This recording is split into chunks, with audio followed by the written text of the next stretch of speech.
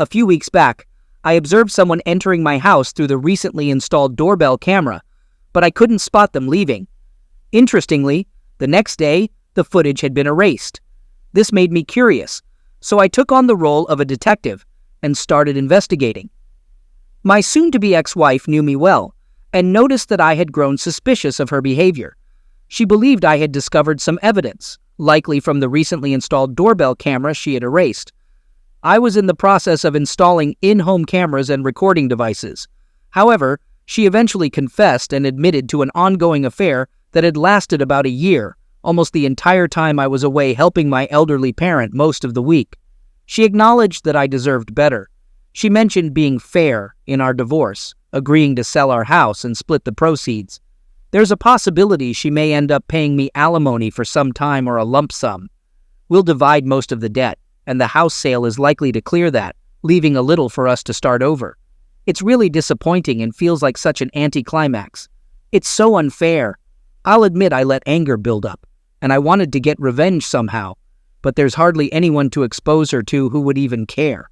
On the affair partner's side, there's no one to expose either since he's single, or well, divorced. And he seemed to know more about the state of my marriage than I did. Their relationship wasn't even close, and it's possible this wasn't her first time doing this. But I decided not to dwell on it and avoid seeking more hurt. This situation comes at a tough time for me since I'm dealing with elder care issues and just don't have the energy or desire to fight for anything right now. She offered to try and fix things, but we both know there's too much pain and damage between us, and she's known how broken I still am from being cheated on over 25 years ago, even before we got together. Some wounds never truly heal. I've been questioning whether our whole relationship was just a rebound lately, but I'm someone who's dedicated, and once I commit, I'm all in. Maybe I did that too soon. Now, I don't even believe in people or relationships being worth it. I can't see myself trusting anyone ever again. So here it is. No confrontation, no revenge, no exposing, and no reason left. Just two terrible, emotionless lives torn apart. Now, I have to figure out how to rebuild myself without my pride and ego. It's just another failure to add to the long list of them in my life. The life I knew was over, and I'm just going through the motions, handling things on autopilot. I don't even want to go home, but I have to pack and get the house ready to sell. Then I'll need to find an apartment, but I don't even know where I want to live. It's all just so lousy. I wasted more than half my life on someone. The road ahead seems like a void, and the only reason I get out of bed is to take care of my parent. At least not having kids is a blessing, because once the divorce is done, I won't have to be in contact with her, but that will take time. Every time I hear her voice, it just brings back the pain again. My way of hurting myself is by looking back at all our pictures and reminiscing about the otherwise good times we had. I just don't understand why I'm so stuck in the past, mourning something I thought I was ready to leave anyway. I lie awake at night analyzing everything I did wrong and feeling like I was never good enough for anyone. I question why I deserve to be treated poorly and why my life is so crappy. It feels like I'm always on the losing end. Now, I'm old, broken, and feel undeserving of this crappy life. I have no hopes and dreams, just alone in my own thoughts. More thoughts from later last night. She hasn't even reached out to me since I left. Even though I told her not to, I meant it, and I guess she knew that. But there hasn't been a single sorry or "are you okay" from her. Is she just sitting at home, acting like it's just a regular Tuesday? Or maybe not. During the Christmas before last, we were discussing how we ended up with a dead bedroom. I mentioned that about 15 years ago, we went through many premature births from IVF. After that, I was scared of getting too close to her because I was terrified of accidentally getting her pregnant and going through that loss again. It led both of us to need mental health help, and we only got out of our deepest depressions with support and luck. Now I know I made things worse after she confessed to cheating for about a year. I said something really nasty, telling her she deserved to lose all of our kids because of the person she is. I'm considering sending her an apology text for that statement. But do you think that mentioning my fears from back then, over a year ago, made her flash back to that painful time and then led her to cheat on me? I only ever told my therapist about my fears, and we discussed ways to overcome them.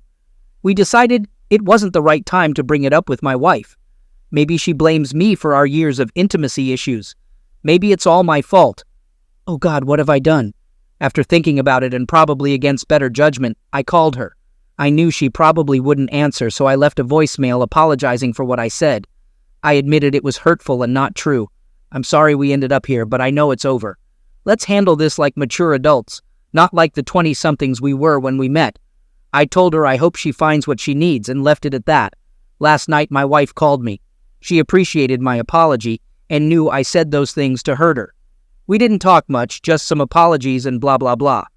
I mentioned I'll be coming home this weekend, but need her not to be there. It was mostly civil, but I made it clear I don't care where she goes. I even suggested she stay with her boyfriend since that's who she wanted anyway. Of course, she denied it and kept saying she wants me back and that we can work things out. She pleaded for one chance, saying she's never done anything like this before and will do anything to make it up. I have to admit, all I want is to go back in time to any moment from the past year, or even the worst times in our lives, instead of now. But this time I stood my ground and told her I don't see a way for us to be together now. A whole year has passed, and I can't imagine feeling the same way for her. I only asked one question about it, how many times. She stayed silent for a while, but I didn't say anything. Finally, she asked if I really wanted to know because she didn't want to hurt me even more. I just said I need to know. And that's when she shattered me even more. She said it was only a few times in the beginning, but after about a month, it became almost every day I was away, and even some weekends, for about 6 months. In the last few months, it was about once or twice a week when I was away. I felt sick, so I muted the call to let out some of the pain. She had intimacy with him more times in a year than we've had in the past 10, 15 years, maybe even more than in the beginning of our relationship. It was like hundreds of times. I wanted to ask more questions, like if he was better, bigger, or what they did. I wanted to know what he did that I couldn't, but I couldn't bear it anymore. I just told her to go to him this weekend so I could be alone at home and sort through my important things. I don't even have a permanent place to take my things. I've been awake and got a bottle of good scotch. Now I have to work and take care of my parent while dealing with a hangover. So, as we had agreed, I went back to the house to gather some things. Thankfully, she's nowhere in sight. I'm collecting some documents I forgot last weekend, and then packing clothes and other stuff. It's all going faster than I expected. I've got my AirPods in, playing some good tunes to stay positive.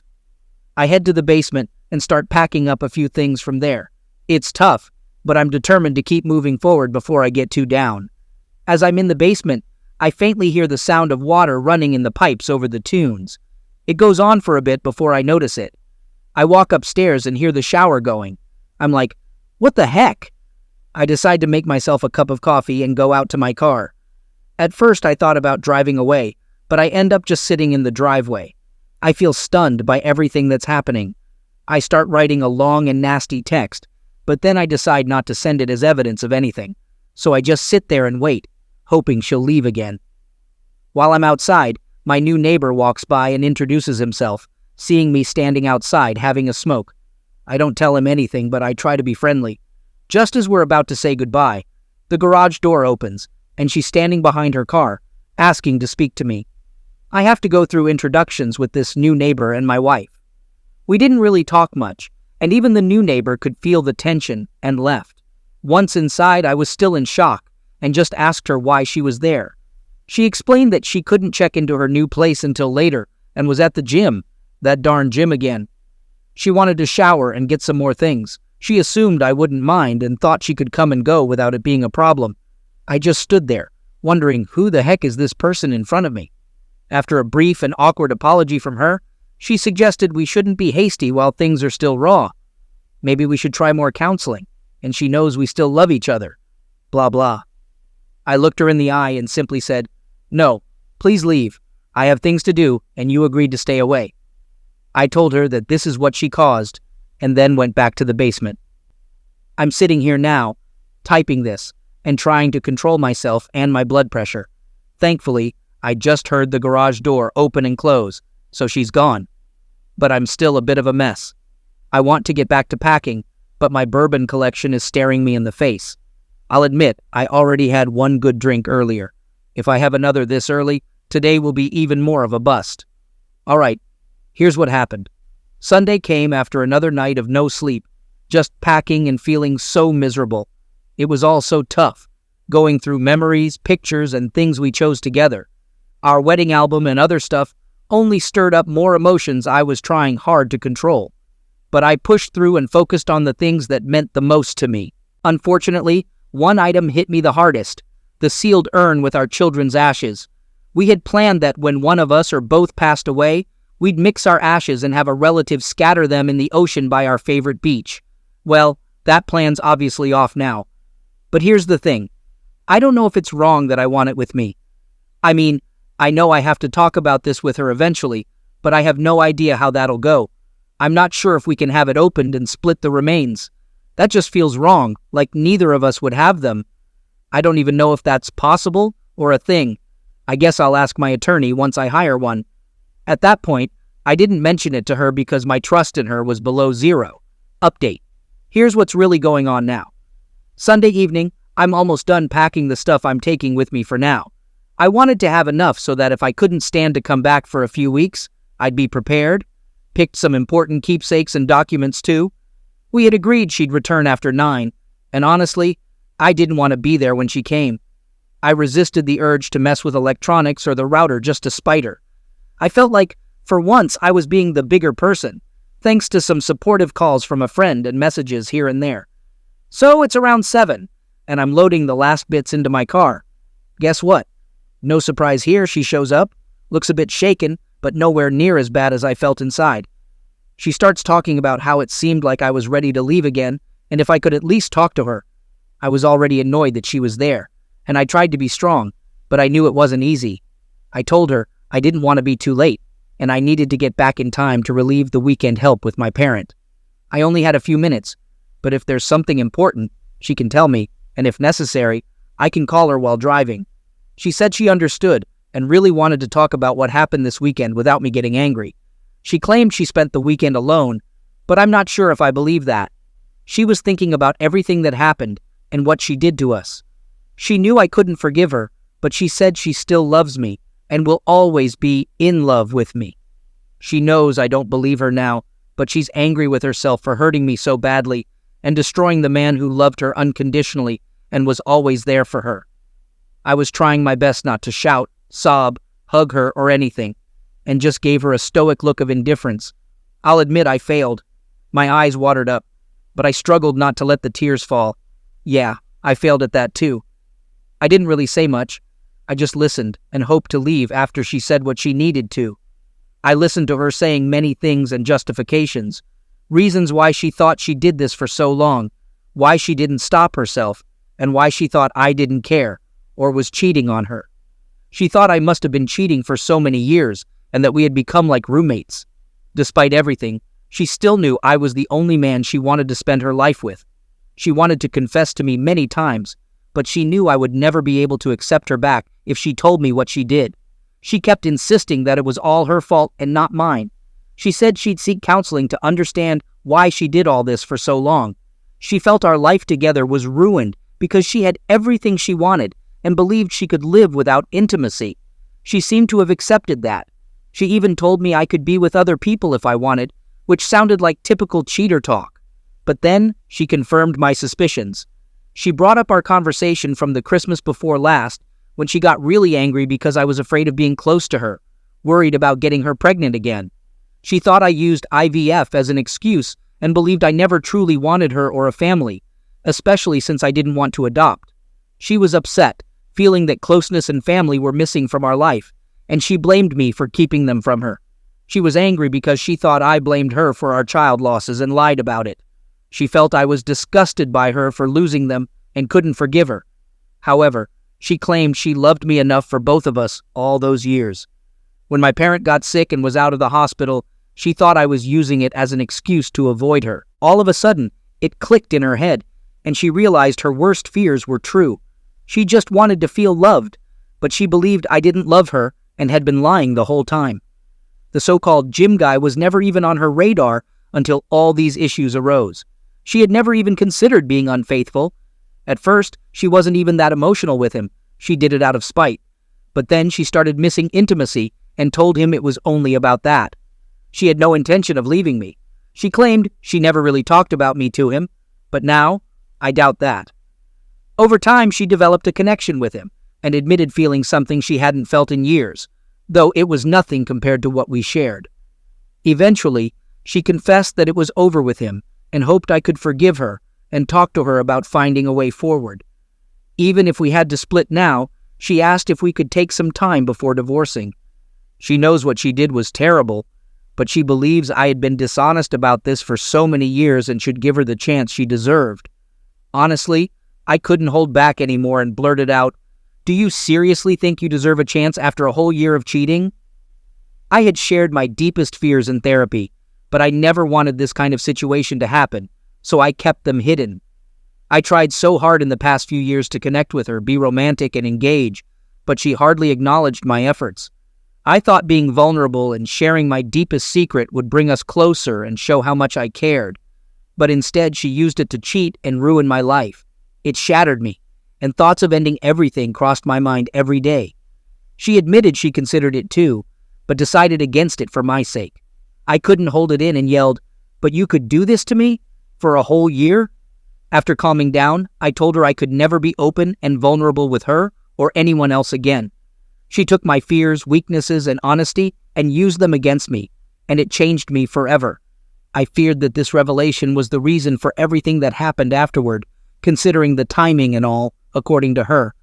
But I still wasn't sure if I believed her when she said it was her first time doing something like this. I was already about 45 minutes later than I planned to leave. I knew I had to rush up the highway, but I wasn't in the right state of mind. Anyway, I left, promising to think more about what she said and call her if I had any questions or more to say. But while driving, all I could do was blast some loud music and cry in pain because my thoughts of causing this mess were confirmed. The ride was even more painful than the first one after D-Day. I ended up not calling her again. Now, in the clear light of day, I'm wondering if I caused all of this, and if she could have seen my posts and used them against me. But to be honest, she's not much into social media, and I doubt she even uses Reddit. It was never on her phone, tablet, or in her App Store history. I can't believe I let my guard down with anyone and shared things I shouldn't have. If I had never opened up, maybe I wouldn't be in this mess. It feels like karma, because I was thinking of leaving last fall anyway. Now, I'm just going through the motions, and it proves I should act like the happy guy and never let my guard down again. I feel like I ruined everything I had. I'm still consulting with my attorney and trying to figure out my path, because I don't know how I can come back to her after all of this. The truth is, she just tore my heart open again and destroyed everything I was holding on to keep going. Me. X. I hired a lawyer to handle our legal stuff. Let me know who they should contact. You should get legal advice for what you did. X. Can we talk about this and figure out how to handle it? Please call me back. I'm sorry for how you must feel. I know I don't deserve a chance to talk before you make your decisions. Maybe we need some time for things to calm down. I know you probably think better of me than I deserve. I'd like to discuss counseling, but let's do it away from work emails. Can you text or call me? Me.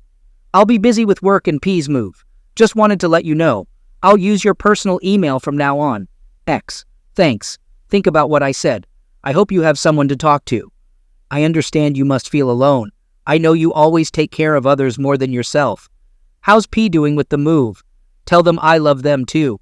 I'm really sorry. Call me soon, love. I just realized something. P, my parent, is losing everything they own. Their home of 50-plus years and all the memories as they move to a facility. Can you imagine how a person with dementia feels being moved around like this? How they have to be reminded every day because they forget? Then they have to go through the emotions all over again. I'm trying to handle it gently, but it's tough. We're figuring out what they really want to keep. After thinking about the conversation more, what really stuck with me was how she talked about not sending stuff to work. At first, I understood, keeping personal stuff separate from work email makes sense. But then I realized she must have used her work phone for this. Her personal phone was always pristine, and I even updated it for her when she got a new watch last Christmas. I guess I could still have overlooked something, though. Anyway, off we go. Update. It's been around a month since my last post about the mess my life and my WW wayward wife have become. I'm sharing this update because things have both improved and worsened at the same time. If you're interested in the whole backstory, you can check my post history for all the details. But to keep it short, my wife of 25 plus years cheated on me for about a year while I was away taking care of my elderly parent most of the week. On the bright side, my parent has been in a care facility for a bit over a month now, and they seem to be adjusting pretty well. I visit them often, and they are generally happy to see me and still recognize me most of the time. I've also handled packing and selling all their stuff and hope to close the real estate deal this week. As for me, I found a better place to stay temporarily. I'm crashing at a friend's place who lives close to work. It's working out well for now, and I considered getting an apartment right away, but this arrangement is doing the job for the short term. Now let's talk about the rest of it. I did serve her with divorce papers, but her lawyer responded in a confrontational way. Recently, I had to deal with a maintenance issue at our old home. It wasn't too serious, but it needed quick attention. Luckily, she wasn't there when I arrived to handle it. I met with the contractor, fixed the problem, and hoped to be gone before she returned. It took a few hours, but I managed to move things around and get it done. But of course, my luck couldn't stay that good. Later that day, I got a call from a doctor saying she had been admitted to the hospital. I'm still her emergency contact and husband, so it wasn't a real surprise. Before I arrived, she had called an ambulance, thinking she was having a heart attack, but it turned out to be a panic attack. However, she also mentioned having constant self-harming thoughts, so they admitted her for observation. She's been there ever since, and I had to call her boss to let them know she'd be out for medical reasons for a while. After talking to the doctor, I realized I needed to go and see her. The doctor said I could visit her since she requested it, but I had to be non-confrontational because she was in a delicate state. I was really confused because I didn't want to visit if it was just the usual cheater script BS. But I still care for her and don't want her to harm herself or struggle to take care of herself in the future. She had been in care for mental health in the past, along with another chronic health issue she's had her whole life. During those tough times, I was there for her 100% and did everything to help her get through it. Also, selfishly, I don't want it to affect our ability to handle our business together. I talked to my friend about it, and they said it's up to me whether I want to visit her or not. I also spoke with my attorney after the first couple of visits. They advised me to be cautious, not make any promises, or say anything that could be used against me, etc. I knew before visiting that cheaters often use attempts to end things as a way to manipulate. But considering her history, I'm aware that this could be a genuine and serious situation she's in. I know, I shouldn't let anything related to her actions suck me in. I don't want to slow down my progress in moving on with my life, but there's a part of me that feels the need to be there for her. It's frustrating that I still have these feelings and wish none of this had happened. But it did. I've tried to be firm with her, but seeing her in such a state might cause setbacks. Now, before you jump on my case, I can't just abandon her. It's not in my nature. She really doesn't have anyone else. Her only close friend lives far away and is dealing with her own serious medical condition right now. So I told her doctor I'd visit her in the hospital, and did that the next day. When I got there, she was a mess. I brought some things she might need since it seemed like she'd be there for a few days. When I arrived, she was still sleeping with an IV and monitors, but they didn't seem related to mental health. I thought maybe it was dehydration or something, but seeing her sleep brought back memories of how beautiful and peaceful she looked, like the person I used to want. As I sat there watching her, all the anger and betrayal feelings came rushing back, but I kept it together. Eventually she woke up, and she was surprised to see me. She begged for a hug and forgiveness, but I told her I was there to make sure she was okay, and that I was worried about her. I didn't want to talk about us. We managed to be civil about it all, but there were a lot of tears on her side. We talked for a long time. Then she dropped another bombshell on me, and it felt like my world was crumbling. During her visit to the gynecologist for STD tests and a checkup, they found something that was still being evaluated. I thought, here we go, she's caught an STD, and I'm going to hear about it? But fortunately, it wasn't that. They found fairly aggressive ovarian cancer. Now, I'm no expert, but I know that type of cancer is usually serious. I had to step out of the room for a moment to collect myself. So many emotions were running through me, and I didn't want her to see that. After gathering myself, we talked for a long time. In our conversation, I eventually agreed to help her in any way I can. Part of me wanted to tell her to rely on her BF now, but I made it clear that my decision had nothing to do with us being together. I felt that I would do the same for her if the situation were reversed. But who knows? It turns out her panic attack was triggered by getting this news, and also because I completely ignored her birthday. Plus, she got served with divorce papers in the same week. It's like a perfect storm of crap hit her life. It almost feels like karma. She was feeling overwhelmed and thought ending her life would be easier than facing me and this disease alone.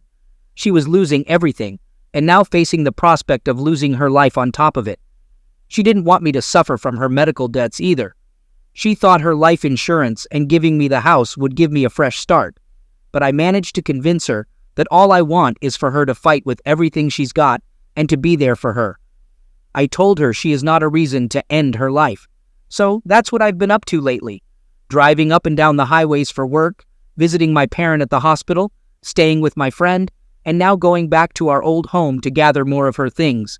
They moved her to a regular room since the doctors think she's no longer a danger to herself. She's had more tests, and today we'll find out the exact stage of her cancer. From the initial exams, it's at least stage 2B or worse. If it's not stage 4, we might have a chance to handle it, I guess. But if it's stage 4, it'll be a tough and short road ahead. I'm currently typing this in the hospital cafeteria, waiting for the oncology department to give us more results and details. I'm the kind of person who'd do anything for anyone. Even though her actions drove me away, I'd be a complete mess. Not that I haven't been in private. But once again, I'm trying to be strong for both of us and staying optimistic, which is totally against my pessimistic nature. The biggest thing that might happen, if it's not a lost cause, is that she'll need major emergency surgery and chemo, and she'll require care and assistance during recovery. I agreed to be there for her through the surgery, chemo, and recovery, if that's the best case scenario. I haven't explicitly told her yet that I would move in and stay with her, although it's probably what I'll have to do. But that decision hasn't changed my mind about divorce. I talked to my lawyer about what all this means for our separation, and if we can still be considered separated during this time. They said we can treat this as an in-house separation as long as certain things don't happen, which would be impossible anyway. My other concern is how I can avoid being responsible for part of her medical debt from this situation, as it's likely to delay our divorce proceedings. They told me we can amend our settlement agreement, but she would need to agree that none of this is my liability. So the question is, can I take care of her through this, avoid getting emotionally connected again, and still move on with my life, no matter how this situation comes to an end? Update. For those who are still interested, I finally met with the doctors. It's stage 2B and has spread, but the tumors are still small and haven't reached the bladder or other distant organs like the liver, which is almost impossible to cure. She will undergo serious surgeries and chemo. I had already made up my mind that I would support her in her battle, no matter what she did. I can't just leave her to face this alone without any support. I know some might say it's not my responsibility anymore, but I guess I can't be that cold-hearted person I initially thought I could be, and I don't care what others think. I'm doing this for myself. Despite supporting her through this, I will continue with our separation and divorce. Unfortunately, I'll likely have to move back in temporarily for in-house separation to help her for a while. I've discussed this with my attorney, and they understand my position. They say we can still consider it as separated time, as long as we don't sleep together, which won't be a problem for various reasons.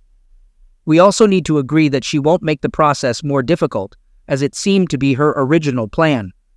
I'll make sure she understands that my support comes with the condition that she doesn't contest or drag out the process.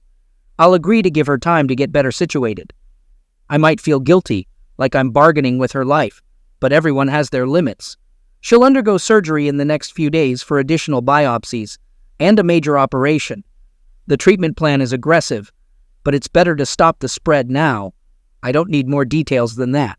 As my post title says, her cheating may have saved her life, as she would likely have caught this too late otherwise. So I guess someone in this situation gets a win. I appreciate all the comments and advice. I know they come from a place of support, but ultimately, the choices are mine to make. I just want this part of my life to happen and eventually end. After this, I can't keep feeling obligated to anyone besides my parent. Attachments only seem to bring pain, but I guess, in the end, it's my fault for getting attached in the first place. I'll continue to monitor this account and might make updates, but for now, I guess this is the path I have to walk. I've been at the hospital with WW since yesterday morning, and it's been really rough, just like everything else that's been happening. First of all, she's in a bad state.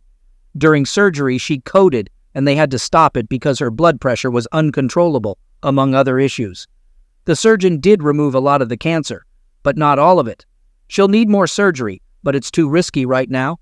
Last night, she even had a seizure that caused more damage and bleeding, so they had to take her back into surgery, even though it wasn't initially recommended to stop the internal bleeding.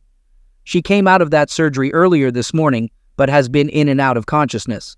The medical team is doing everything they can to prevent a stroke. I'm not sure if she'll make it, and I've been running on no sleep for 2 days, imagining the worst. She's a bit more stable now, but it's still a very delicate situation. Adding to the stress, while waiting for her initial surgery, I used her work phone and saw a message from her affair partner a few weeks ago from an unknown number. I noticed she had blocked his other number, but I kept their conversation as evidence. In the message, he was asking how she was and apologizing for how he treated her the last time they saw each other.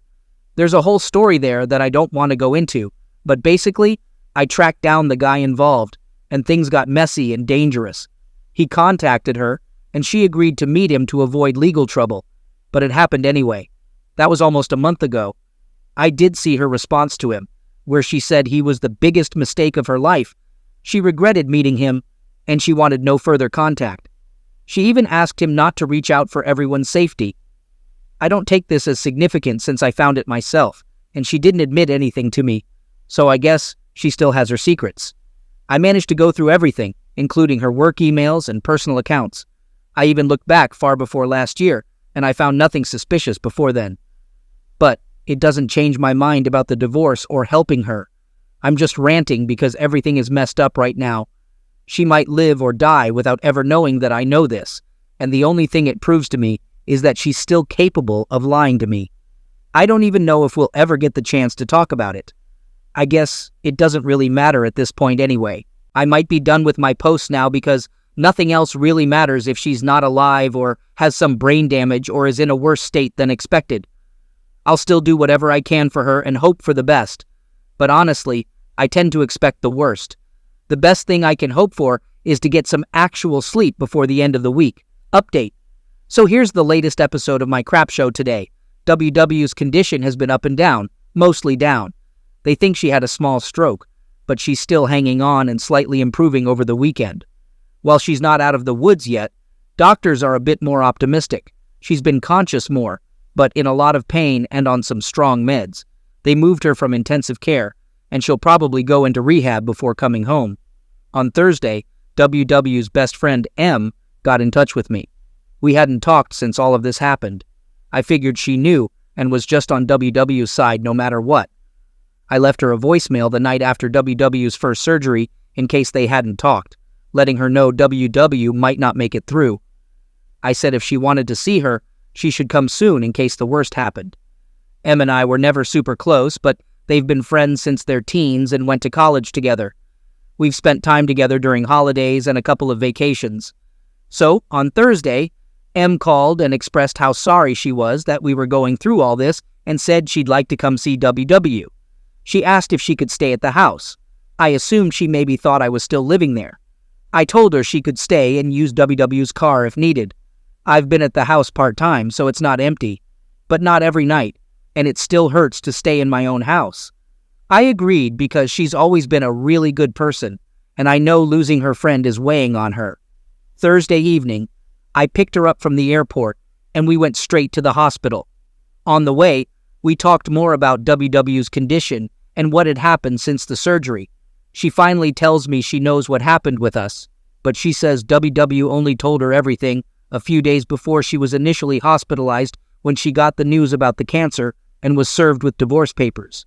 She told me they hadn't talked much last year, not like before, but she thought it was because WW was struggling with the news about her own medical struggles, and she wasn't good at handling the possibility of losing her best friend. The crazy part was that she had shared her suspicions with WW that her husband was cheating and how they were trying to work through it. She believed it was just an emotional affair and that he had a crush on someone at work but didn't act on it. Eventually, he realized what he was risking and came back to her, according to her. I didn't say much about it, except to advise her to verify everything he was saying. I hadn't seen anything about this in WW's text conversations, but since we're all over 50, we're probably more phone call people than texters, so it kind of makes sense.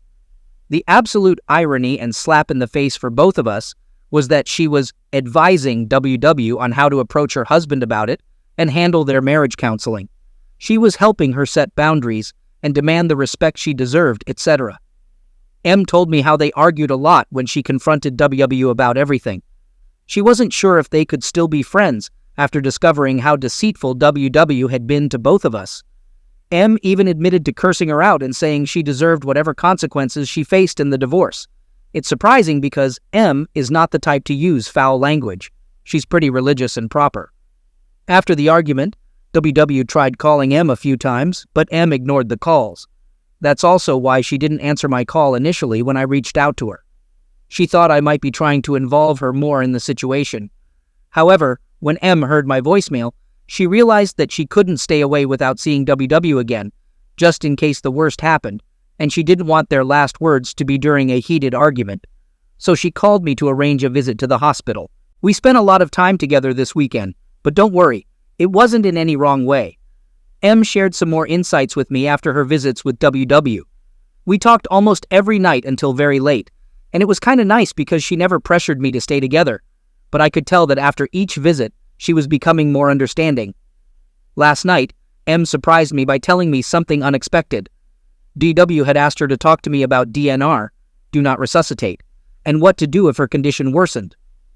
W wasn't sure if things got worse, if I could take her off life support. She also expressed that if her condition deteriorated to a point of unbearable suffering or major disabilities, she wanted to end her life.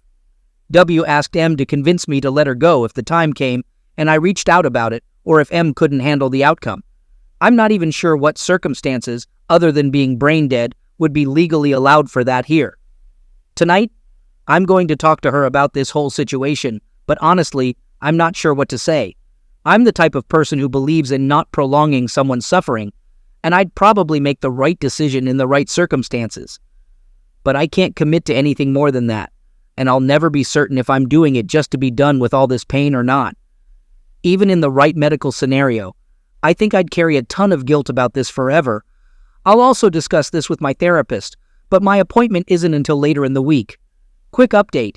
Before she left, I asked her friend M if she would consider being the medical POA, power of attorney, for my wife, and she's thinking about it. I'll also ask a close relative, even though they live far away, but I can't guarantee they'll do it. I won't make any decisions except legal ones. I briefly spoke with my lawyer, and we have a meeting scheduled for tomorrow. However, tonight, I'll let her know that I understand what she wants, but I can't agree to it right now.